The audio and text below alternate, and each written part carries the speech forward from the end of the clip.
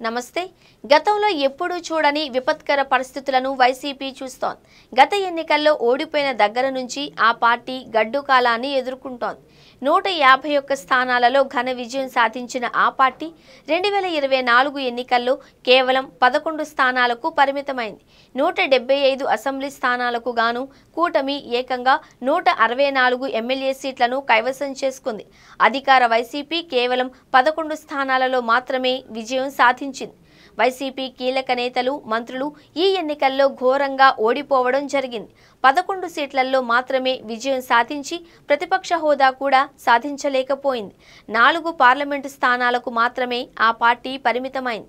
ప్రభుత్వ వ్యతిరేకత, ప్రజా ఆగ్రహంతో వైసీపీ కంచుకోటలు కూడా బద్దలయ్యాయి. వైసీపీ ఘోర ఓటమితో ఆ క్యాడర్ డీలా పడిపోయింది. మరోవైపు పార్టీకి కీలక నేతలంతా కూడా రాజీనామా చేస్తున్నారు. పార్టీ అధికారంలో ఉన్న సమయంలో పదవులు అనుభవించిన నేతలంతా కూడా రాజీనామా చేసి బయటకొచ్చేస్తున్నారు.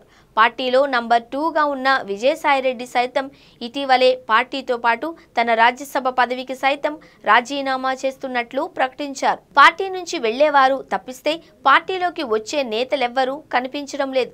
ఇలాంటి పరిస్థితుల్లో గత ఎన్నికల ముందు పార్టీని వీడిన నేత తిరిగి వైసీపీలోకి ఎంట్రీ ఇవ్వాలి అని భావిస్తున్నారు అని తెలుస్తోంది. ఆ నేత మరెవరో కాదు, సీనియర్ నేత కాపు రామచంద్రారెడ్డి.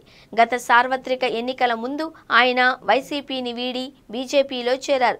రాయలసీమలోని అనంతపురం జిల్లా రాయదుర్గం నియోజకవర్గం నుంచి పలుమార్లు ఎమ్మెల్యేగా కాపు రామచంద్రారెడ్డి విజయం సాధించారు. 2019 ఎన్నికల్లో వైసీపీ నుంచి ఎమ్మెల్యేగా విజయం సాధించిన ఆయనకు తిరిగి టికెట్ ఇవ్వడానికి జగన్ నిరాకరించారు.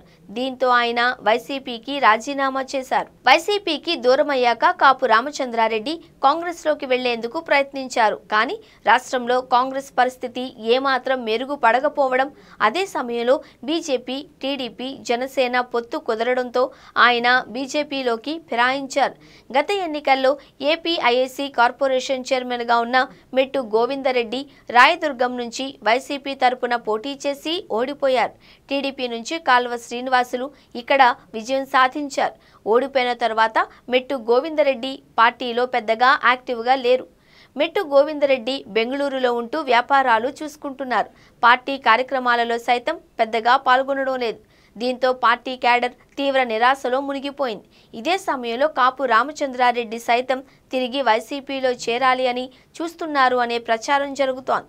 బీజేపీలో పెద్దగా ప్రాధాన్యత లేకపోవడంతో తిరిగి ఆయన తన సొంత గూటికి చేరుకోవాలి అని చూస్తున్నారు అని తెలుస్తోంది.